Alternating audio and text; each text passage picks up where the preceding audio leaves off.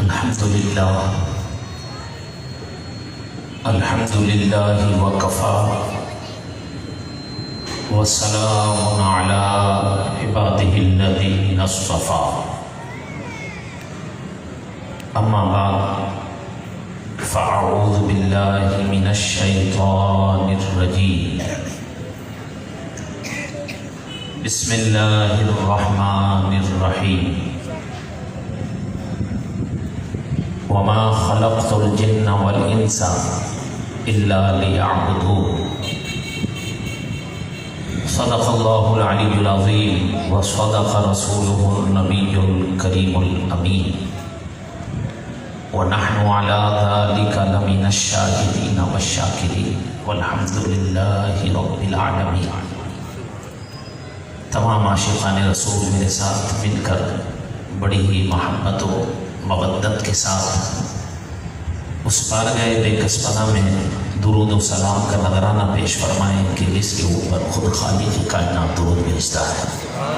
بڑی محبت سے الصلاۃ والسلام علیک یا رسول اللہ، الصلاۃ والسلام علیک یا حبیب اللہ، الصلاۃ والسلام علیک یا رحمۃ للعالمین وعلی آلک واصحابک یا شفیع المذنبین۔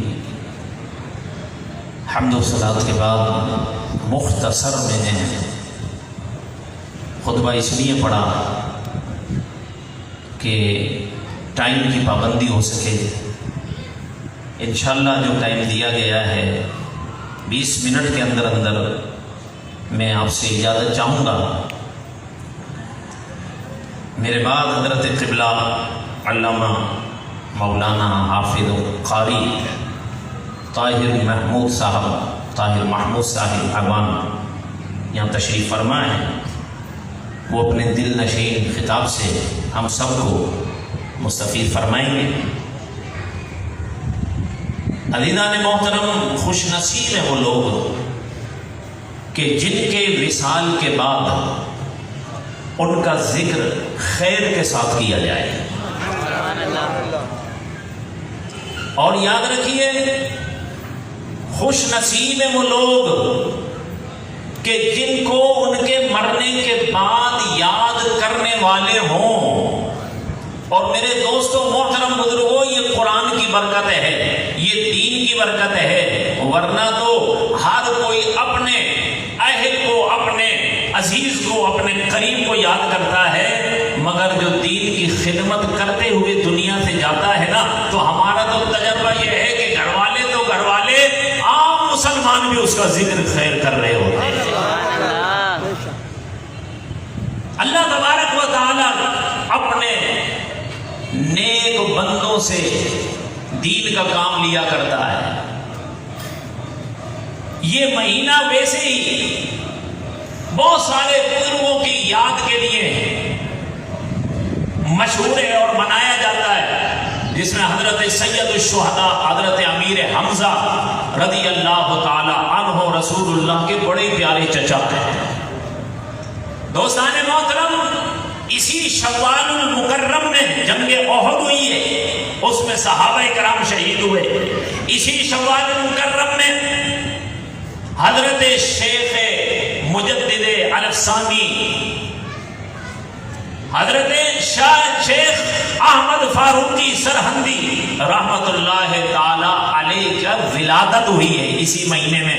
عجیب اتفاق ہے، جن بزرگ کا نام سب جانتے ہیں، اور میرے برادر ابھی رفیق شیخ بھی ہمیں باور کرا رہے تھے کہ سنیوں، تم اللہ کا شکر ادا کرو کہ اللہ تبارک و تعالی نے ہم سنیوں کا دامن عاشق صادق امام اہل سنت امام احمد رضا کے ساتھ کر دیا ہے۔ یہ جو عشق اور محبت کی جو دولت ہے ہمیں فکر رضا سے ملی ہے، امام اہل سنت سے ملی ہے، تو عجیب اتفاق ہے کہ یہ جو مجددین ہیں، حضرت امام ربانی مجدد الفسانی شیخ احمد فاروقی سرہندی رحمت اللہ تعالی والے کی ولادت بھی اسی مہینے میں ہوئی ہے اور امام اہل سنت امام احمد رضا کی ولادت بھی اسی مہینے میں ہوئی ہے. اور عجیب اتفاق ہے کہ دونوں کا وصال بھی ایک ہی مہینے میں ہوا ہے اور وہ سفر کا مہینہ ہے کہ امام اہل سنت کا وصال 25 سفر کو ہوا اور امام ربانی رحمت اللہ تعالی علیہ کا وصال 29 سفر کو ہوا ہے. اور اسی مہینے میں قائد اہل سنت امام شاہ احمد نورانی کا بھی وصال ہوا ہے. میرے دوستوں محترم بزرگوں، رسول اکرم صلی اللہ علیہ وسلم نے ارشاد فرمایا اپنے بچوں کو نبی کی محبت سکھاؤ. توجہ کرنا، ٹائم چونکہ مختصر ہے. اپنے نبی کی محبت سکھاؤ. اس کا فائدہ کیا ہوگا؟ جب نبی کی محبت دل میں ہوگی دنیا سے ایمان کے ساتھ ہی رخصت ہوگا. یہ نبی کی محبت بے ایمانی کی طرف نہیں جانے دیتی، گستاخ نہیں بناتی. نبی کی محبت دنیا میں بھی کام آتی ہے، آخرت میں بھی کام آتی ہے. تو نبی کی محبت اپنے بچوں کو سکھاؤ. یہ کس کا حکم ہے؟ یہ نبی پاک صلی اللہ علیہ وسلم کا حکم ہے. قرآن کی محبت اپنے بچوں کو سکھاؤ اور قرآن کی محبت کے ساتھ اور نبی کی محبت کے ساتھ میرے اور آپ کے آقا کا فرمان یہ ہے کہ اہل بیت اطہار کی محبت بھی اپنے بچوں کو سکھاؤ. اور یاد رکھو یہ جو قاری طاہر صاحب کا جو آج ہم عرس منا رہے ہیں، برسی منا رہے ہیں، یہ قرآن کی برکت ہے کہ دیکھیے جو قرآن کی خدمت کرتے ہوئے قرآن پڑھتے ہوئے دنیا سے گئے نا تو اللہ تبارک و تعالیٰ انہیں انعام یہ دیتا ہے کہ قرآن کی برکت سے ان کا ذکر بھی ایسی محافلوں میں ہو رہا ہے. عزیزان محترم، میرے بزرگوں اور دوستوں، اپنے بچوں کو دین کی تعلیم دیں. حضرت علامہ مولانا قاری حافظ زاہد صاحب تشریف لائے، ہم خوش آمدید کہتے ہیں. توجہ کریں، توجہ دیکھیے. اپنے بچوں کو اگر آپ نے دین کی دولت دی، دین کی دولت، تو فائدہ کیا ہوگا؟ جو والدین اپنے بچوں کو دنیا کی دولت دیتے ہیں نا، تو یہ تجربہ ہے کہ جس اولاد کے پاس دنیا کی دولت آ جائے تو پھر والدین اس سے بات کرتے ہوئے کچھ ڈرتے ہیں کہ اولاد ناراض نہ ہو جائے، اولاد ناراض نہ ہو جائے. یہ کون سے بچے، یہ کون سے اولاد ہے جس کے پاس دنیا کی دولت ہوتی ہے؟ جب دنیا کی دولت ہوتی ہے والدین بھی ڈرتے ہیں کہ کہیں ہماری اولاد ناراض نہ ہو جائے. لیکن جس اولاد کے پاس دین کی دولت ہوتی ہے نا تو پھر وہ والدین سے بات کرتے ہوئے ڈرتے ہیں کہ کہیں والدین ناراض نہ ہو جائیں. اس لیے اپنے بچوں کو دین کی دولت ضرور دیں، دین کا علم ضرور دیں. بے شک آپ دنیا میں انہیں جو چاہیں جتنا چاہیں پڑھائیں، لیکن ایسی تعلیم کا فائدہ یقیناً کچھ بھی نہیں ہے کہ جن سے دین سے وہ بیگانہ ہو جائے بلکہ دین سے باقی ہو جائے تو پھر آپ کی دولت ساری جو ہے وہ ضائع جائے. آج جو حافظ قرآن بنتا ہے، آج جو قاری قرآن بنتا ہے، آج اس سند کی کوئی اہمیت ہو یا نہ ہو گورنمنٹ کی نظر میں یا دنیا والوں کی نظر میں، لیکن یاد رکھو قیامت کے دن اس سند کی اتنی اہمیت ہوگی جب یہ بڑے بڑے لوگ، یہ وزیر، یہ بادشاہ، یہ امیر، یہ سفیر، یہ بادشاہ اور یہ جنرل ایک طرف کھڑے ہوں گے نا، ان کو آواز نہیں دی جائے گی. شرط یہ نہیں ہے کہ دنیا میں کتنا بڑا عہدہ تھا، ہاں اگر وہ دنیا میں دین کے خادم بن کے رہے اور رسول اللہ کے غلام بن کر رہے تو پھر حشر میں ان کی بھی عزت ہوگی. لیکن جتنے دنیا میں عزت دار ہیں اگر وہ صرف دنیا ہی کی وجہ سے عزت دار ہیں تو آخرت میں ان کی کوئی عزت نہیں ہے. عزیزان محترم، آخرت میں تو ان لوگوں کی عزت ہوگی جن کو آج ریسپیکٹ نہیں دی جاتی. حدیث میں آتا ہے حافظ کو بلایا جائے گا، اس کے والدین کے سر پہ ایسا تاج رکھا جائے گا جس سے چاند اور سورج کی روشنی بھی باندھ پڑ جائے گی. اندازہ لگائیے ان کا کتنا اکرام ہوگا اور کتنا احترام ہوگا. کیا اللہ تبارک و تعالیٰ ان کو انعام اور اکرام عطا فرمائے گا. بڑی مختصر آیت ہے. فرمایا وما خلقت الجن والانس الا لیعبدون. ہم نے انسان اور جن کو اپنی عبادت کے لیے پیدا فرمایا. میرے دوستو محترم بزرگوں، جو خوش نصیب اپنا مقصد حیات پورا کر کے دنیا سے جاتا ہے نا، تو پھر اس کا دنیا سے جانا مبارک ہو، اس کا دنیا سے جانا مبارک ہو. وہ ذلت میں نہیں جاتا، وہ بڑی عزت کے ساتھ رخصت ہوتا ہے کہ جس نے اپنا مقصد حیات پورا کر لیا. مقصد حیات کیا ہے؟ اللہ کی عبادت. مقصد حیات کیا ہے؟ اللہ کی عبادت. اب میں آپ سے پوچھنا چاہتا ہوں، بڑا عام سا سوال کر رہا ہوں، آپ لوگ بھی جو ہے وہ حیران ہوں گے.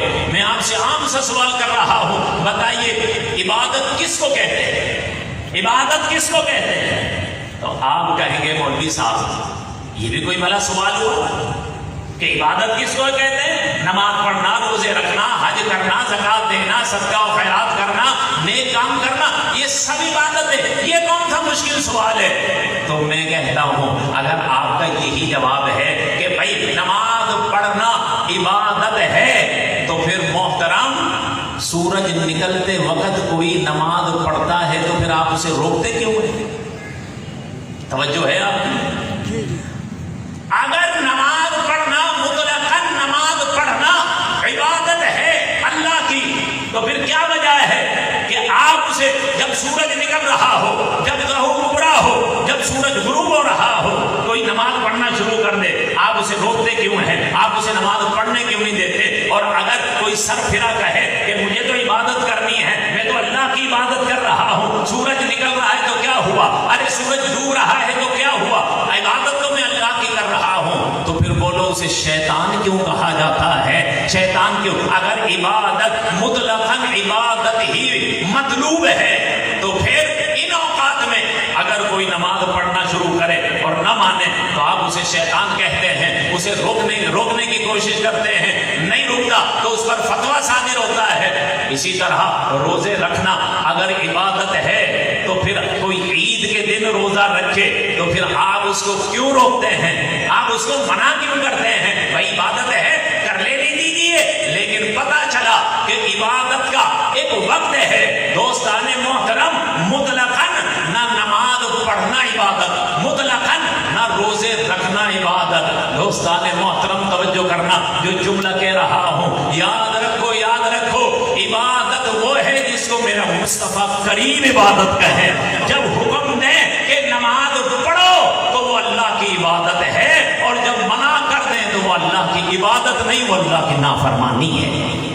اسی طرح روزہ رکھنا عبادت، لیکن جب سرکار نے منع فرما دیا تو اب کوئی اس دن روزہ رکھے، یعنی عید کے دنوں میں روزہ رکھے اور کہے میں عبادت تو اللہ کی کر رہا ہوں، تو روزہ رکھ رہا ہوں، اب یہ عبادت نہیں ہوگی، یہ اللہ کی نافرمانی ہوگی، یہ اللہ کی نافرمانی ہوگی. اور رسول اللہ کی خدمت کرتے ہوئے اگر نماز بھی قضا ہو جائے، توجہ کریں، توجہ، میں جس طرف اشارہ کر رہا ہوں آپ سمجھ گئے ہوں گے. حضرت علی المرتضیٰ مقام صحابہ ہے اور رسول اللہ صلی اللہ علیہ وسلم نے نماز عصر کی پڑھ لی ہے، حضرت علی نے ابھی نہیں پڑھی. نبی پاک صلی اللہ علیہ وسلم آپ کے دو زانوں پر سر رکھ کر آرام فرما رہے ہیں، سو رہے ہیں. ارے یہ سونا نہیں تھا، یہ تو امتحان تھا حضرت علی المرتضیٰ کا. حضرت علی المرتضیٰ جاگے ہوئے ہیں، نماز عصر کا وقت نکلتا جا رہا ہے، سورج غروب ہوتا جا رہا ہے، قانون شریعت کا آواز دے رہا ہے کہ اے علی نماز جا رہی ہے، وقت جا رہا ہے، قضا ہو رہی ہے. لیکن عشق اور محبت رسول اکرم صلی اللہ علیہ وسلم کی جو حضرت علی کے دل میں تھی، وہ حضرت علی کو کہہ رہی ہے اے علی نماز پھر بھی قضا ادا ہو جائے گی، بعد میں پڑھ لینا، لیکن یہ جلووں کی قضا تمہیں دوبارہ کہاں ملے گی؟ اللہ اکبر. اور جب نبی پاک صلی اللہ علیہ وسلم بیدار ہوئے تو اب سب کو معلوم ہے، علماء بیٹھے ہیں کہ رسول اکرم صلی اللہ علیہ وسلم نے اللہ کی بارگاہ میں کیا عرض کیا؟ یا رسول اللہ، یا اللہ، علی تیرے اور تیرے محبوب کی اطاعت میں تھا. اے اللہ، یہ علی تیرے اور تیرے محبوب کی اطاعت میں تھا. دوستان محترم، مجھے ذرا توجہ کر کے تو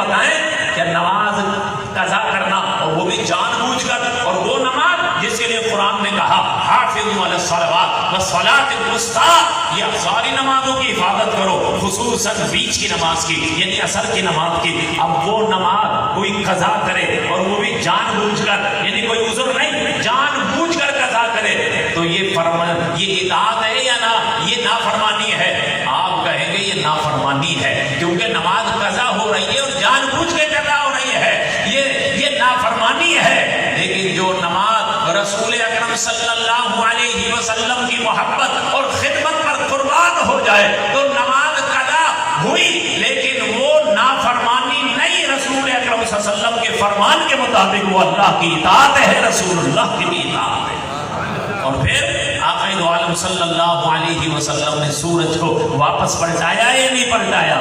دوستان محترم، پتہ چلا عبادت اسی کو کہیں گے جس کو رسول اللہ عبادت کہے، اور نافرمانی اسی کو کہیں گے جس کو رسول اللہ نافرمانی کہیں۔ اس سے اختیار کا مسئلہ بھی ثابت ہوتا ہے کہ جو لوگ کہیں نبی پاک صلی اللہ علیہ وسلم کو کوئی اختیار نہیں ہے، آپ کچھ نہیں کر سکتے۔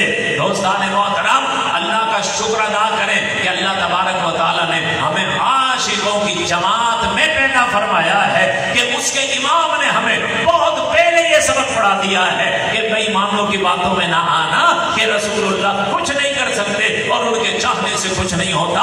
اللہ کی قسم، یہ رسول تو وہ ہے جس کے چاہنے سے قبلہ ہی بدل جاتا ہے، قبلہ بدل جاتا ہے۔ لوگ کہتے کچھ نہیں کر سکتے، کچھ نہیں کر سکتے۔ اعلیٰ حضرت امام اہل سنت نے فرمایا سورج الٹے پاؤں پلٹے، چاند اشارے سے ہو جاگ، اندھے نجدی دیکھ لے قدرت رسول اللہ کی۔ اللہ تبارک و تعالیٰ سے دعا کیجئے کہ اللہ تبارک و تعالیٰ اسی مسلک پر ہمیں قائم و دائم رکھے اور اسی مسلک کی خدمت کرنے کی ہمیں تا حیات میرا رب توفیق نصیب فرمائے۔ وما علینا الا البلاغ۔